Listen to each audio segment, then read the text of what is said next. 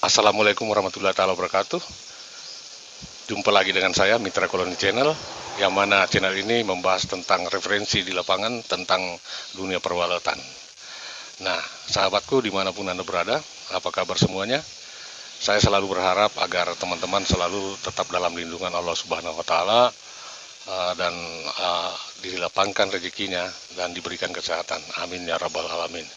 Nah, pada video kali ini saya akan membahas tentang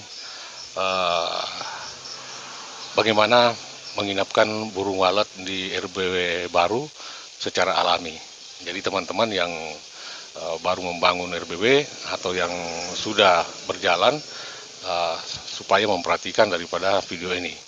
Karena di dalam video ini akan saya bagikan bagaimana metode atau trik untuk menginapkan burung walet secara alami.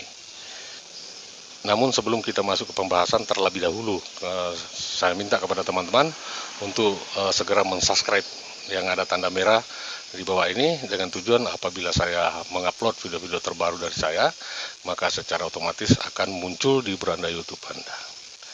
Oke, seperti apa pembahasannya? Mari kita simak video ini.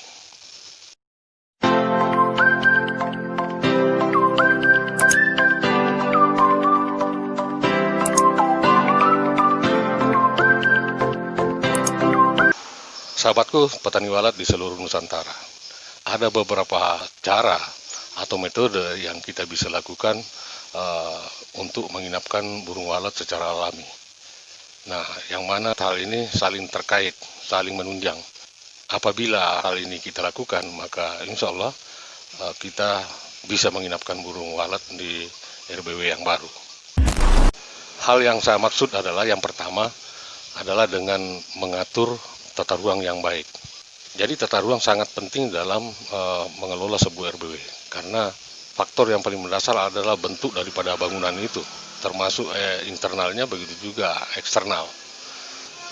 Tata ruang yang saya maksud adalah penempatan daripada komponen yang ada di dalam, mulai dari atas LMB, terus roofing room, terus void, penempatan lar, dan begitu juga ruang inap.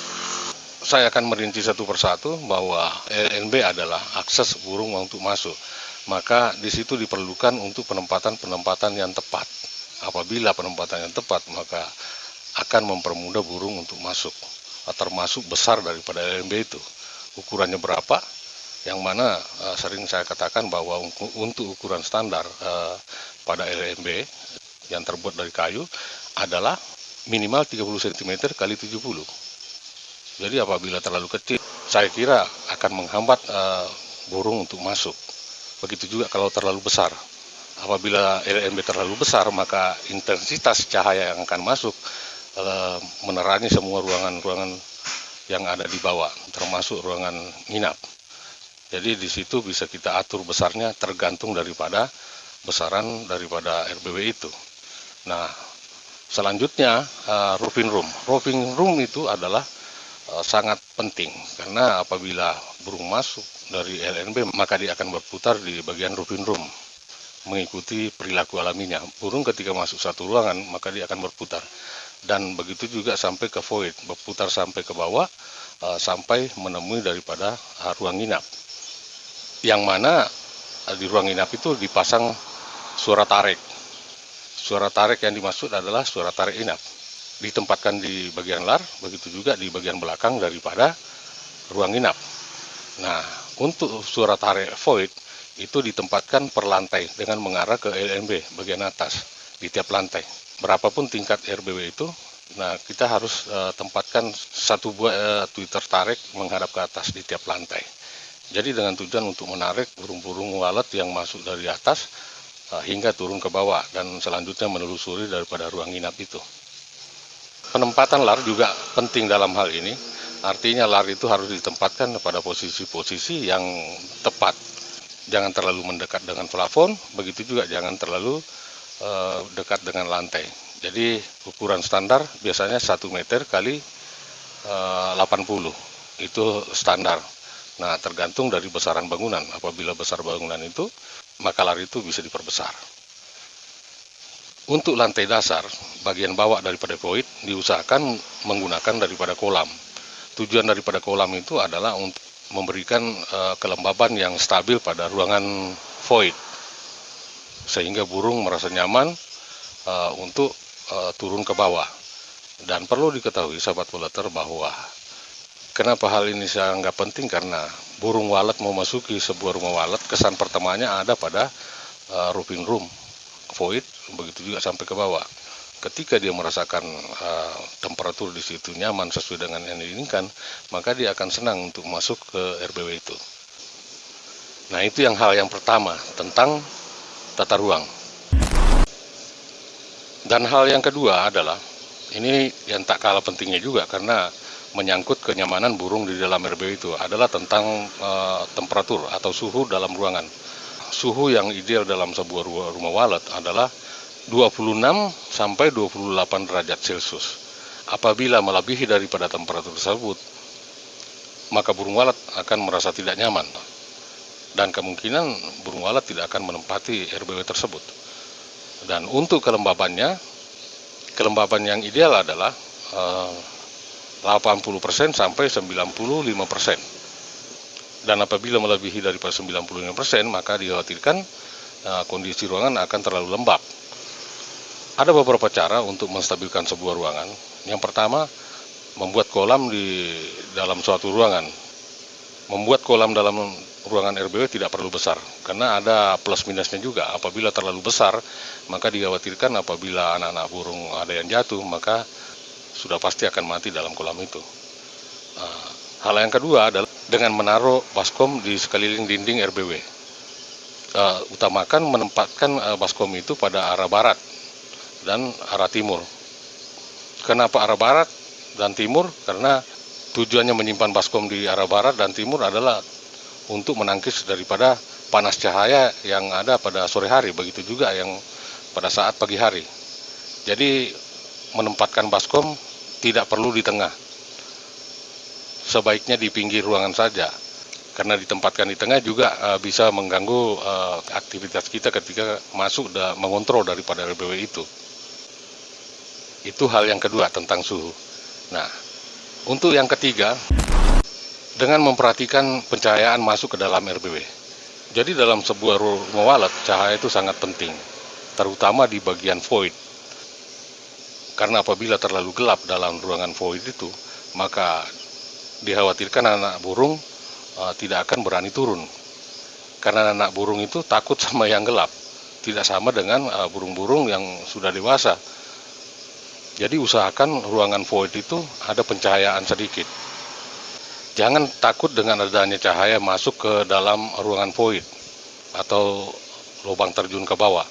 Yang penting bias cahaya jangan sampai masuk ke ruangan nginap yang bagian sirip. Makanya di situ dibutuhkan sekat gantung ataupun itu sekat full. Apabila kita menggunakan sekat gantung, maka sudah tentu bagian bawah daripada lantai itu agak terang, dan itu tidak perlu dikhawatirkan. Yang penting jangan kena pada bagian sirip, karena burung tidak takut dengan cahaya. Bahkan cahaya itu bisa memandu burung untuk masuk. Saya pernah mengatakan bahwa apabila ruangan terlalu gelap, bagian belakang terutama ruang inap, maka kita akan bisa memberikan sebuah pencahayaan di situ dengan membuka satu ventilasi agar ruangan tersebut bisa remang-remang. Artinya dengan adanya cahaya, burung akan terpandu dengan cahaya tersebut, terutama untuk anak burung. Jadi jangan pernah takut dengan cahaya yang masuk ke dalam RBW. Yang penting sumber cahayanya cuma satu saja. Artinya sumber cahaya itu hanya berasal dari LNB, turun ke void, sehingga membias ke dalam ruangan inap. Nah, cahaya yang tidak disuka oleh burung adalah cahaya yang bolong-bolong. Ya, kita sering melihat pada rumah kayu, itu di antara sambungan-sambungan papan atau susunan-susunan papan yang tidak rapi di dinding, itu bisa menimbulkan cahaya-cahaya yang kecil. Nah, itu burung tidak suka. Jadi sahabat peleter, pencahayaan dalam sebuah rumah walet itu juga sangat penting. Nah, hal yang terakhir adalah tentang suara. Suara walet dalam sebuah rumah walet memang sangat penting karena suara walet juga merupakan ujung tombak daripada RBW untuk menarik burung-burung walet untuk mendekat dan selanjutnya untuk masuk ke RBW kita. Jadi menggunakan suara walet itu kita bisa menggunakan yang mana yang sudah terbukti, yang sudah dipakai oleh teman-teman atau sahabat-sahabat kita yang ada di sekitar kita. Kita bisa menggunakan suara itu karena itu sudah terbukti. Kita bisa mendapatkan suara walet dari toko-toko peralatan walet yang ada di daerah kita, atau bisa memesan lewat editor-editor yang sudah berpengalaman di bidang suara, dan bahkan ada yang bisa di-download di internet. Itu kita bisa gunakan semua. Sahabat waleter dimanapun Anda berada, beberapa hal tadi memang sangat penting diterapkan dalam sebuah rumah walet apabila kita mau menginapkan burung walet di RBW kita. Apabila salah satu daripada apa yang saya sebutkan tadi itu tidak terpenuhi dalam sebuah rumah walet, maka kecil kemungkinan akan RBW kita cepat dihuni oleh burung walet. Nah, jadi teman-teman yang baru mau membangun rumah walet, apabila hal tersebut sudah terpenuhi semua, maka saya yakin bahwa kita tidak akan kehilangan kesempatan untuk meraih kesuksesan dalam rumah walet. Oke sahabat waleter, mungkin itu aja yang saya bisa sampaikan di sini, karena hal ini memang saya anggap penting di dalam sebuah rumah walet untuk diterapkan. Dan terakhir saya sampaikan pada teman-teman, apabila video ini disukai, maka jangan lupa kasih tanda jempol di bawah sini, karena dengan tanda jempol ini, maka video ini akan direkomendasikan oleh pihak YouTube. Oke, akhir kata saya ucapkan salam sukses, salam satu hobi, dan Assalamualaikum warahmatullahi wabarakatuh. Sampai jumpa pada video berikutnya.